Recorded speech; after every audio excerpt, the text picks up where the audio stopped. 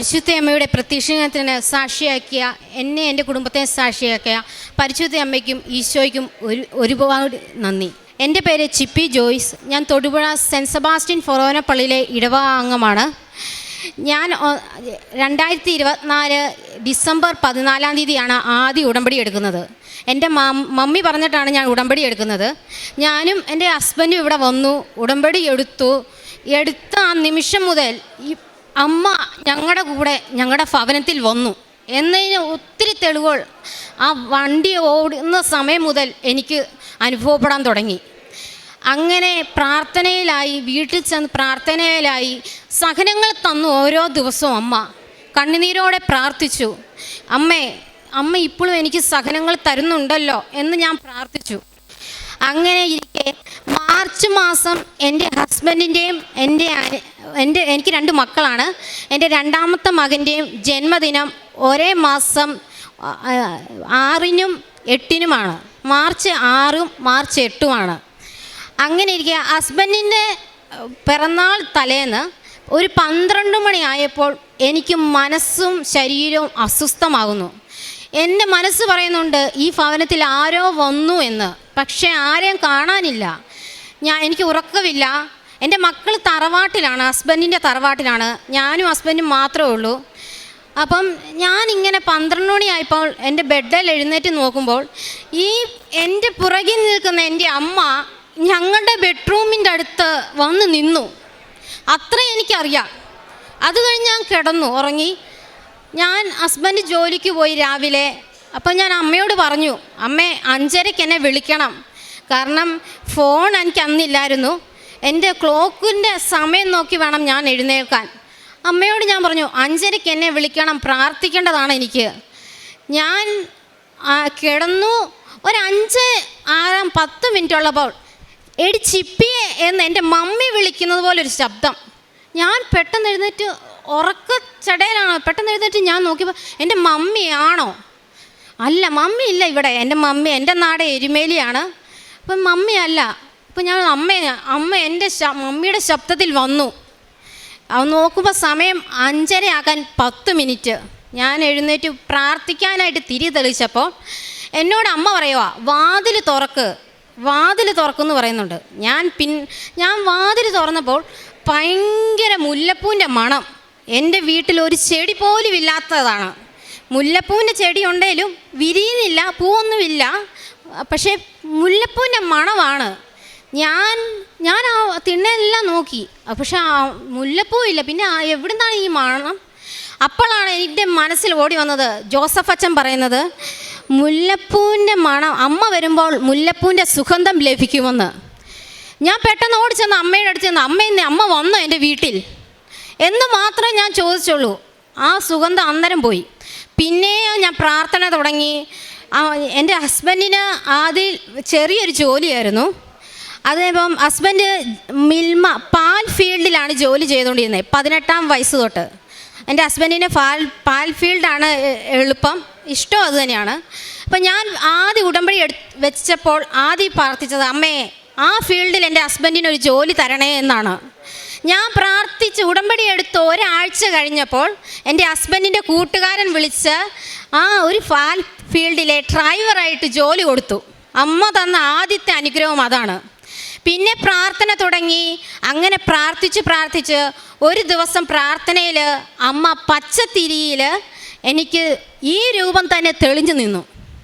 അപ്പോഴും എനിക്ക് അമ്മ പറയുന്നുണ്ട്, ഞാൻ നിൻ്റെ കൂടെ ഉണ്ട്, നീ ഭയപ്പെടേണ്ട, നിന്നെ എന്ത് വന്നെന്നാലും നീ കരയാൻ പാടില്ല, എൻ്റെ മനസ്സുകൊണ്ട് പറയുന്നുണ്ട്. ഞാൻ എന്നെ പറ്റുന്ന രീതി പ്രാർത്ഥിക്കുന്നുണ്ട്. എനിക്ക് തരുന്ന സഹനങ്ങൾ സന്തോഷത്തോടെ സ്വീകരിക്കുന്നുമുണ്ട്. അങ്ങനെ ഇരിക്കെ ഈ കഴിഞ്ഞ ഒക്ടോബറിൽ എനിക്ക് ബ്ലഡിൽ HB കുറവായിരുന്നു. എല്ലാവർക്കും HB 12-13 വേണ്ടത്. എനിക്ക് 9, 8 അങ്ങനെ താന്നുകൊണ്ടിരിക്കുന്ന സമയമാണ്. പ്രാർത്ഥനയുണ്ട്, ക്ഷീണമാണ്, ടെസ്റ്റുകൾ നടത്തുന്നുണ്ട്. അതുപോലെ ടെസ്റ്റിനെല്ലാം 14,000 രൂപയാണ്. അപ്പം ഞാൻ അമ്മയോട് പറയും, അമ്മേ എൻ്റെ ഹസ്ബൻഡ് തന്നെ വേണം ഇതൊക്കെ ചെയ്യാൻ. അമ്മ തരുന്ന സാധനം ഞാൻ ഇരുകൈകൊണ്ട് മേടിക്കാം, പക്ഷേ എൻ്റെ ഹസ്ബൻഡിനെ ബുദ്ധിമുട്ടിക്കരുതേ. ലാസ്റ്റ് ടെസ്റ്റ് നടത്തി റിസൾട്ട് വന്നപ്പോൾ ഞങ്ങളുടെ ഒരു കസിൻ ചേച്ചിയോട് ഈ റിസൾട്ട് അയച്ചു കൊടുത്തപ്പം ചേച്ചി പറഞ്ഞു, ഇത് ഇച്ചിരി ക്രിട്ടിക്കലാണ്. ചിപ്പിയെ പെട്ടെന്ന് ഒന്നെങ്കിൽ മെഡിക്കൽ കോളേജിന് കൊണ്ടുപോവുക, അല്ലെങ്കിൽ അടുത്തുള്ള പ്രൈവറ്റ് ആശുപത്രി കൊണ്ടുപോവുക. പ്രൈവറ്റ് ആശുപത്രി കൊണ്ടുപോയാൽ ഒരു ബ്ലഡിന് ഇഞ്ചക്ഷന് തന്നെ 14,000 മുകളിലാവും. ഞങ്ങളെയും കൊണ്ട് അത് പറ്റില്ല. അപ്പം ഞാനും എൻ്റെ ഹസ്ബൻഡും തീരുമാനിച്ചു. ഹസ്ബൻഡിനൊന്ന് പേടി വന്നു. ഹസ്ബൻഡ് പറഞ്ഞു, നീ മെഡിക്കൽ കോളേജിന് ചെല്ല്, നമുക്ക് ടെസ്റ്റ് ചെയ്യാം, എന്നാ വേണമെന്നാലും പോട്ടെ എന്ന് പറഞ്ഞു. ഞാൻ അമ്മയോട് കരഞ്ഞ് പ്രാർത്ഥിച്ചു, അമ്മയാണ് എൻ്റെ മുന്നേ പോകേണ്ടത്, അല്ലാതെ വേറെ ആരുമല്ല, എനിക്ക് അമ്മയല്ലാതെ ഞങ്ങൾക്ക് ആരുമില്ല എന്ന് ഞാൻ പറഞ്ഞു. ഞങ്ങൾ മെഡിക്കൽ കോളേജിന് പോകുന്നതിന് തലേന്ന് ഞങ്ങളുടെ അടുത്തുള്ള ഒരു ആശുപത്രി ടെസ്റ്റ് എല്ലാം നടത്തി റിസൾട്ടും കൊണ്ട് മെഡിക്കൽ കോളേജിന് പോകാൻ തീരുമാനിച്ചു. തിരിച്ചു വരുന്ന വഴി ഈ അമ്മയുടെ രൂപമുള്ള ഒരു ചേച്ചി, അമ്മയുടെ അതേ പൊക്കമുള്ള, തലയിലൊരു കെട്ടുണ്ട്, എളിയിലൊരു കുഞ്ഞുണ്ട്. ഈ ചേച്ചി ഞങ്ങൾ വരുന്നത് കാണുമ്പോൾ ചിരിക്കുന്നുണ്ട്. ഭിക്ഷ യാചിക്കുന്ന ആൾക്കാരെ പോലെയാണ് ആൾ വരുന്നത്. പക്ഷെ ചിരിയാണ്, സങ്കടമൊന്നുമല്ല, ചിരി മാത്രമാണ്. അപ്പം ഞാനും എൻ്റെ ഹസ്ബൻഡും ഇങ്ങനെ ബൈക്കിനും പോവുക. അപ്പം ഞങ്ങൾ ചിരിച്ചു. ഇച്ചിരി മുന്നോട്ട് നടന്നപ്പം എൻ്റെ ഹസ്ബൻഡ് തന്നെയാണ് പറഞ്ഞത്, ഞങ്ങൾ പിള്ളേർക്ക് സ്നാക്സ് മേടിച്ച് കൈ പിടിച്ചിട്ടുണ്ടായിരുന്നു, ഐസ്ക്രീം. അപ്പോൾ എൻ്റെ ഹസ്ബൻഡ് പറഞ്ഞു, എടി ആ ചേച്ചിയും കൊച്ചും പോകുന്ന കണ്ടില്ലേ, നമുക്കൊരു ഐസ്ക്രീം ആ കുഞ്ഞിന് കൊണ്ട് കൊടുക്കാം എന്ന് പറഞ്ഞു. അപ്പം ഇതിനു മുമ്പ് ഈ ബ്ലഡ് കുറവാകുന്ന സമയത്ത് എൻ്റെ ഈ കൈകൾ രണ്ടും വെള്ളപ്പാടുകളുണ്ടായിരുന്നു. വെള്ളപ്പാടെന്ന് പറഞ്ഞാൽ എന്നെ ആര് കണ്ടാലും എന്തേലും അതുപോലത്തെ ഒരു വെള്ളപ്പാടായിരുന്നു. വെള്ളപ്പാട് വന്ന് 2 കൈയും എല്ലാവരും ചൊറിഞ്ഞ്, വെയിൽ വരുമ്പോൾ ചൊറിഞ്ഞ് പൊട്ടും, ചോര വരും. എനിക്ക് പറ്റില്ല, അതുപോലെ ബുദ്ധിമുട്ടായിരുന്നു. അപ്പോൾ ഇതും വെച്ചുകൊണ്ടാണ് ഞാൻ നടക്കുന്നത്. ഈ ചേച്ചിയെ കണ്ട് ഞങ്ങൾ തിരിച്ച് ഈ കൊച്ചിന് ഒരു ഐസ്ക്രീം കൊടുക്കാനായിട്ട് വണ്ടി തിരിക്കുകയും ഈ ചേച്ചിയും കൊച്ചും ഞങ്ങൾക്ക് നേരെ തിരിഞ്ഞ് ചിരിച്ചുകൊണ്ടിരിക്കുക. അപ്പം ഞാൻ വിചാരിക്കുന്നത്, ഇതെന്നാ ഭിക്ഷ യാചിക്കാൻ വരുന്നവർ ചിരിക്കില്ലല്ലോ ഒരിക്കലും, യാചിക്കുമ്പോൾ വിഷമത്തോടെയല്ല യാചിക്കുന്നത്. ഇത് ആ ചേച്ചിയുടെ ചിരി കാണുമ്പോഴേ അറിയാം എന്തോ വലിയ ചൈതന്യമുള്ളതുപോലെയാണ്. ഞാൻ ആ വണ്ടിയിൽ നിന്ന് ഇറങ്ങുകയും ആ ചേച്ചി എൻ്റെ ഈ തോളെ കൂടെ കൈ ഉരസി വിട്ടു. ആ നിമിഷം എൻ്റെ കയ്യിൽ കൂടെ ഒരു മിന്നൽ, വേറൊന്നും എനിക്കത്. അപ്പം ഇതെന്നാ എൻ്റെ കയ്യെ വന്ന് പെട്ടെന്ന്, നമ്മൾ ഈ യാചകർ ഇത്രയും ഗ്യാപ്പിട്ടല്ലേ നിൽക്കുക, പക്ഷെ എൻ്റെ അടുത്ത് വന്ന് എന്നെ തൊട്ടു. ഈ കുഞ്ഞ് എന്നെ തന്നെ നോക്കുന്നു. ഈ കുഞ്ഞിട്ടേക്കുന്ന വസ്ത്രത്തിൻ്റെ കളറ് നമ്മൾ രാവിലെ 5:30 ചൊല്ലുമ്പോൾ കത്തിക്കുന്ന തിരിയുടെ കളറാണ്, കരിനീല കളറ്. ഈ കുഞ്ഞെന്നെ നോക്കുന്നുണ്ട്. അപ്പം ഞാൻ ഐസ്ക്രീം കൊടുത്തു. അപ്പോൾ എൻ്റെ ഹസ്ബൻഡിനോട് പറഞ്ഞു, പൈസ വല്ലതും ഉണ്ടോ, ഇന്നൊന്നും കിട്ടിയില്ല എന്ന് പറഞ്ഞു. ഹസ്ബൻഡ് പൈസ എടുത്ത് കൊടുത്തു, വഴി പറഞ്ഞു കൊടുത്തു. ഞങ്ങൾ ബൈക്കിൽ കയറി. ഞങ്ങൾ പോകുന്നവരെ ആ കുഞ്ഞ് തിരിഞ്ഞ് എന്നെ തന്നെ നോക്കുക. അപ്പം ഞാൻ സന്ധ്യയായപ്പോഴും ഞാൻ എല്ലാവരെയും വിളിച്ച് പറഞ്ഞു, എന്നെ മാതാവും ഈശോയും കാണാൻ വന്നു. ഞാൻ എൻ്റെ ഹസ്ബൻഡിനോടും പറഞ്ഞു, എൻ്റെ ഫാമിലി എല്ലാവരോടും പറഞ്ഞു, മാതാവ് എന്നെ കാണാൻ വന്നു, എനിക്ക് ഉറപ്പാണ് എൻ്റെ അസുഖം മാറും എന്ന്. ഞങ്ങൾ പിറ്റേന്ന് മെഡിക്കൽ കോളേജിന് പോവുക, ഞാനും എൻ്റെ മൂത്ത മോളും. ഞങ്ങൾ ബസ്സിൽ കയറിയ സമയത്ത് ബസ് നിറച്ചും ആളാണ്, ഇരിക്കാനിടയില്ല. ഞാൻ എൻ്റെ കുഞ്ഞിനെ കൈ പിടിച്ചുകൊണ്ടിരുന്നപ്പോൾ എനിക്ക് നേരെ ഇരിക്കുന്ന ഒരു ചേച്ചി വെള്ള ഉടുപ്പിട്ട് പച്ച കളർ പൂവുള്ള ചുരിദാറിട്ടാണ് ആ ചേച്ചി ഇരിക്കുന്നത്. അപ്പം ഞാൻ പെട്ടെന്ന് ശ്രദ്ധിച്ചില്ല. ആ ചേച്ചി എൻ്റെ കുഞ്ഞിനെ കെട്ടിപ്പിടിച്ചിട്ട് പറഞ്ഞു, മോളെ ഞാൻ കോട്ടയം വരെ ഉണ്ട്, കൊച്ചു മടിയിൽ ഇരുന്നോട്ടെ എന്ന് പറഞ്ഞു. കൊച്ചിനെ മടിയിലിരുത്തി തല ചായ്ച്ച് ഉറക്കി എൻ്റെ കുഞ്ഞിനെ. അപ്പോൾ ഈ ജപമാല എൻ്റെ കയ്യിലുണ്ട്. അമ്മേ നീ മുന്നിൽ പോയി എല്ലാം നടത്തണേ എന്ന് ഞാൻ പ്രാർത്ഥിക്കുന്നുണ്ട്. ബസ്സേ ഇരുന്നു. കോട്ടയത്ത് ചെന്നു. ആ ചേച്ചി ഇറങ്ങിയപ്പോൾ ചേച്ചി പറഞ്ഞു, ഞാൻ പോവാട്ടോ എന്നേ പറഞ്ഞുള്ളൂ. ഞാൻ ചിരിച്ചു, ആ ചേച്ചിയും ചിരിച്ചു. ഞങ്ങൾ പോയി ചെന്ന ഉടൻ തന്നെ എന്നെ തിരക്കില്ല, പെട്ടെന്ന് എല്ലാം ഡോക്ടർമാരെ എനിക്ക് കാണാൻ പറ്റി. അപ്പോൾ ഒന്നും എനിക്ക് ക്ഷീണമൊന്നുമില്ല. അപ്പം ഡോക്ടർ ഈ സിൽവർ ഗ്രേ ചുരിദാറാണ് ഇട്ടേക്കുന്നത്, ഒരു ലേഡി ഡോക്ടറാണ്. എനിക്ക് പറയുമ്പോഴൊന്നും ഞാൻ ശ്രദ്ധിക്കുന്നില്ല. പക്ഷേ ആ ഡോക്ടർ പറഞ്ഞു, മോനെ കൊച്ചേ നിനക്ക് പൈസ ഉണ്ടെങ്കിൽ ഉള്ള സമയത്ത് ഈ ടെസ്റ്റ് ചെയ്താൽ മതി, നീ ഈ മരുന്ന് മാത്രം കഴിക്കാൻ പറഞ്ഞു. അപ്പം ഞാൻ ഓർത്തു, കാരണം 18 ടെസ്റ്റുണ്ട്. 18 ടെസ്റ്റിന് തന്നെ 6 രൂപ അടുത്തേലും വരും. അപ്പം ഞാൻ പറഞ്ഞു ശരി ഡോക്ടറെ, ഞാൻ അങ്ങനെ ചെയ്തോളാം എന്ന് പറഞ്ഞു. എല്ലാവർക്കും അറിയാം, കോട്ടയം മെഡിക്കൽ കോളേജിലെ മരുന്ന് അതിൻ്റെ അടുത്ത് മെഡിക്കൽ സ്റ്റോറുകളിലേ കിട്ടുകയുള്ളൂ. അന്ന് ഞാൻ ആ മരുന്നും മേടിച്ചില്ല, മേടിക്കാതെ വീട്ടിൽ പോയി. ഞാൻ മരുന്നും കഴിച്ചില്ല, എൻ്റെ ആ അസുഖം ഈ നിമിഷം വരെ വന്നിട്ടില്ല. എന്താന്ന് എനിക്കറിയത്തില്ല. ആ അമ്മ, ആ ചേച്ചി എൻ്റെ അടുത്ത് വന്ന നിമിഷം മുതൽ എൻ്റെ അസുഖം പൂർണ്ണമായിട്ടും മാറി. പിന്നീട് എനിക്ക് മാതാവ് പ്രാവിൻ്റെ രൂപത്തിൽ വന്നു. എൻ്റെ കൊച്ചിനെ പനിയായിട്ട് ഞാൻ എൻ്റെ വീടിൻ്റെ അടുത്തുള്ള ഒരു ഗവൺമെൻറ് ആശുപത്രി പോകുമായിരുന്നു. അപ്പം ഞാൻ മാതാവിനോട് പറഞ്ഞു, മാതാവേ, ഞാൻ എവിടെയെങ്കിലും പോയാൽ പറയും അമ്മേ, നീ മുൻപേ പോയി എല്ലാ കാര്യവും നടത്തി തരണം എനിക്ക്, എന്നാലേ ഞാൻ വരുള്ളൂ, എനിക്ക് തന്നെ ചെയ്യാനുള്ള ഇതില്ല, അതുകൊണ്ട് നീ ചെല്ലണമെന്ന് പറഞ്ഞു. ഞാൻ എവിടെ പോയാലും ഈ ജപമാല ചൊല്ലിക്കൊണ്ടാണ് പോകുന്നത്. ഞാൻ അമ്മയോട് ചോദിച്ചു, അമ്മേ, നീ എൻ്റെ കൂടെ ഉണ്ടോ എന്ന് എനിക്കൊന്ന് അറിയണം, നീ എനിക്ക് അതിന് തെളിവ് തരണം. ഞാൻ ഇങ്ങനെ ജപമാല ചൊല്ലി മുന്നോട്ട് പൊക്കോണ്ടിരുന്നപ്പോൾ അരമണിക്കൂർ നടക്കെ അമ്മയുടെ കളറുള്ള സിൽവർ ഗ്രേയിലൊരു പ്രാവ് എൻ്റെ മുന്നിൽ വന്നു. അപ്പം ഞാൻ പ്രാവ് എന്നെ ഇങ്ങനെ നോക്കി മേളിലോട്ടിങ്ങനെ പറന്നുയർന്നു. ഞാൻ അന്നേരം എൻ്റെ മനസ്സിൽ പറഞ്ഞത് ഒരു വാക്കാ, ഞാൻ നിൻ്റെ കൂടെയുണ്ട്, ഭയപ്പെടേണ്ട, നീ മുന്നോട്ട് നടന്നു എന്നാണ്. അതുപോലെ തന്നെ തിരിയിൽ പൂവായിട്ട് വന്നു, പിന്നെ മുല്ലപ്പൂവിൻ്റെ സുഗന്ധങ്ങൾ തന്നു, പല രൂപത്തിൽ അമ്മ എനിക്ക് വന്നു. എൻ്റെ ഹസ്ബൻഡിനൊരു ജോലി കിട്ടി.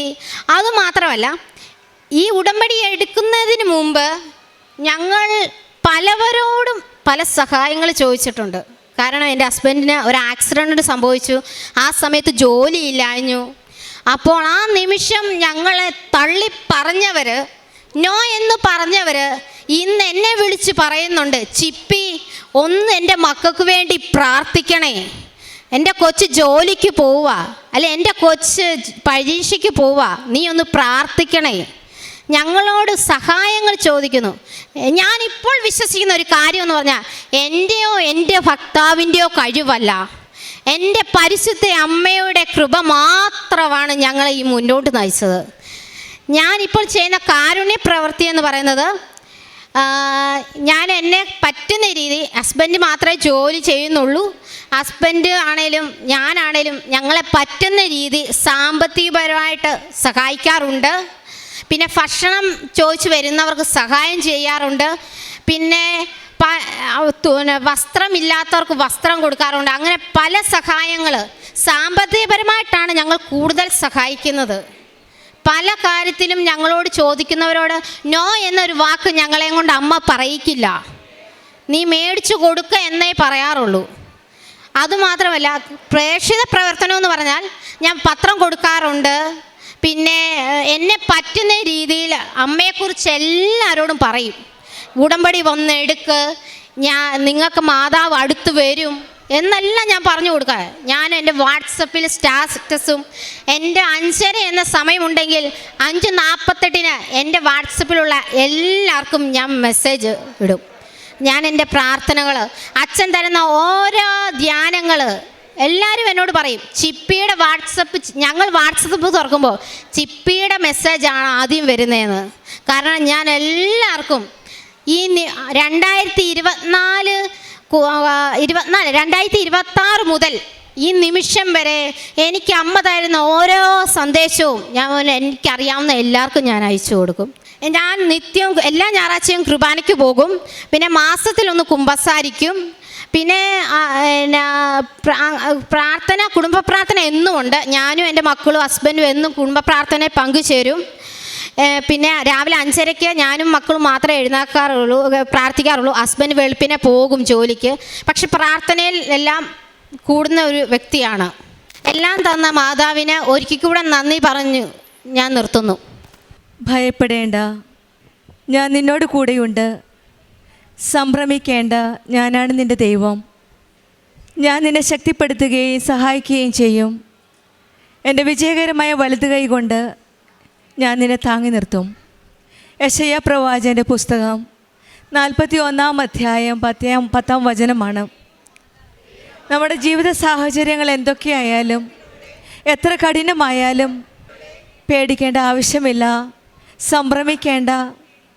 ഞാൻ നിന്നോട് കൂടെ ഉണ്ട് എന്നുള്ള ദൈവത്തിൻ്റെ വാഗ്ദാനമാണ് ഉടമ്പടി മക്കളുടെ ജീവിതത്തിലുള്ളത്. ദൈവം നമ്മുടെ രക്ഷകനും കാത്തു പരിപാലിക്കുന്നവനുമാണ്. അതിനാൽ നമുക്ക് ആശങ്കപ്പെടേണ്ട ആവശ്യമില്ല. നമുക്ക് ബലം പരിമിതമാവുമ്പോൾ, നമുക്ക് ശക്തിയില്ല എന്ന് തോന്നുമ്പോൾ, നമ്മുടെ കൂടെ ആരുമില്ല എന്ന് തോന്നുമ്പോൾ, ഉടമ്പടിയിലൂടെ നമുക്കൊരു പുതിയ ശക്തി, ഒരു പുതിയ ആത്മീയ ധൈര്യമാണ് നമുക്ക് ലഭിക്കുന്നത്. പ്രശ്നങ്ങൾ നേരിടാനും ദൈവം സജീവമായി ഇടപെടുന്ന ഓരോ സാക്ഷ്യങ്ങളും നമുക്ക് മനസ്സിലാക്കാൻ സാധിക്കും. ദൈവത്തിൻ്റെ ശക്തിയുള്ള കരങ്ങൾ നമ്മെ മുന്നോട്ട് നയിക്കുന്നതാണ് സാക്ഷ്യങ്ങളിൽ നമുക്ക് കേൾക്കുന്നത്. ചിപ്പി ജെയ്സിൻ്റെ സാക്ഷ്യവും അതുതന്നെയാണ്. ദൈവത്തിൻ്റെ സാന്നിധ്യവും പരിശുദ്ധ അമ്മയുടെ സാന്നിധ്യവും വളരെ അടുത്തറിഞ്ഞ ഒരു വലിയ ദൈവാനുഭവ സാക്ഷ്യമാണ് ചിപ്പി ജെയ്സ് നമ്മളോട് ഷെയർ ചെയ്തത്. നമ്മൾ ഇന്ന് ഉടമ്പടി മക്കൾ ഭൂമുഖത്തുള്ള മറ്റ് ജനതകളിൽ നിന്ന് വ്യത്യസ്തരാണ്. കാരണം ദൈവത്തിൻ്റെ ആ സാന്നിധ്യമാണ് നമ്മുടെ കൂടെയുള്ളത്. ഉടമ്പടി വഴി ലഭിക്കുന്ന ആ ദൈവ സാന്നിധ്യമാണ് നമ്മളെല്ലാം മക്കളിൽ നിന്ന് വ്യത്യസ്തരാക്കുന്നത്. ഉടമ്പടി നമുക്ക് ദൈവത്തിൻ്റെ സ്വന്തം ജനമാക്കുകയാണ്. അങ്ങ് എന്നിൽ സംപ്രീതനാണെങ്കിൽ അങ്ങയുടെ വഴികൾ എനിക്ക് കാണിച്ചു തരണം, അങ്ങനെ ഞാൻ അങ്ങയെ അറിയുകയും പ്രീതി നേടുകയും ചെയ്യട്ടെ എന്ന് പുറപ്പാടിൻ്റെ പുസ്തകം 33 അധ്യായം 13 വചനം പറയുന്നുണ്ട്. നമ്മളും അതുപോലെ തന്നെയാണ്. ഉടമ്പടിയിൽ ദൈവത്തിൻ്റെ വാക്ക് കേൾക്കുന്ന ജനമാണ്, ദൈവത്തിൻ്റെ സ്വന്തം ജനതയാണ്. അങ്ങയുടെ വഴികൾ എനിക്ക് കാണിച്ചു തരണമേ നമ്മൾ പ്രാർത്ഥിക്കുമ്പോൾ ഈശോയും അമ്മയും നമ്മുടെ കൂടെ നിന്ന് നമുക്ക് പുതിയ വഴികൾ തുറന്നു തരികയാണ്. നമ്മുടെ ലക്ഷ്യം വെറും അനുഗ്രഹങ്ങൾ മാത്രമല്ല, ദൈവത്തെ കൂടുതൽ അറിയാനും കൂടുതൽ സ്നേഹിക്കാനുമാണ്. അനുഗ്രഹങ്ങൾക്കായിട്ടാണ് നമ്മൾ തുടക്കത്തിൽ ഒരുപക്ഷെ കൃപാസന അമ്മയുടെ അരികിലേക്ക് വരുന്നത്. പക്ഷെങ്കിൽ പിന്നീട് സ്ലോലി ഗ്രാജുവലി നമ്മൾ അനുഗ്രഹത്തിൽ നിന്നും അഭിഷേകത്തിലേക്കാണ് നാം പോകുന്നത്. ആ ദൈവ സാന്നിധ്യം അടുത്തറിയുമ്പോൾ ദൈവത്തോട് ചേർന്ന് നിൽക്കാനും ആ കൃപയിൽ ജീവിക്കാനുമാണ് നാം ആഗ്രഹിക്കുന്നത്. കൃപയിൽ നിലനിൽക്കുന്ന ഒരു വഴിയാണ് പരിശുദ്ധ അമ്മയും കൃപാസന ഉടമ്പടിയും. ദൈവത്തിൻ്റെ വഴികൾ അറിയാനും ദൈവകൃപയിൽ നിലനിൽക്കാനും പരിശുദ്ധ അമ്മ നമ്മെ സഹായിക്കുന്നു. പരിശുദ്ധ അമ്മ ആ കൃപയിൽ വളരാനും നമ്മെ യേശുവിൽ കൂടുതൽ അറിയാനും നമ്മെ സഹായിക്കട്ടെ എന്ന് പ്രാർത്ഥിക്കാം. ചിപ്പി ജെയ്സിന് കുടുംബത്തിൽ ലഭിച്ച എല്ലാ അനുഗ്രഹങ്ങൾക്കും നമ്മൾക്ക് കരങ്ങളടിച്ച് ദൈവത്തെ മഹത്വപ്പെടുത്താം. യേശുവേ നന്ദി, യേശുവേ സ്തുതി, ആവേ മരിയ. അത്യപൂർവ ദൈവാനുഭവങ്ങൾ ഇനി നിങ്ങൾക്കും സ്വന്തം. ഈ യൂട്യൂബ് ചാനൽ ഇതുവരെ സബ്സ്ക്രൈബ് ചെയ്തിട്ടില്ലെങ്കിൽ ഇപ്പോൾ തന്നെ സബ്സ്ക്രൈബ് ചെയ്യുക. ഈ വീഡിയോ ഇപ്പോൾ തന്നെ നിങ്ങളുടെ സുഹൃത്തുക്കൾക്ക് ഷെയർ ചെയ്തുകൊണ്ട് കർത്താവിൻ്റെ പ്രേക്ഷിതരാകുക.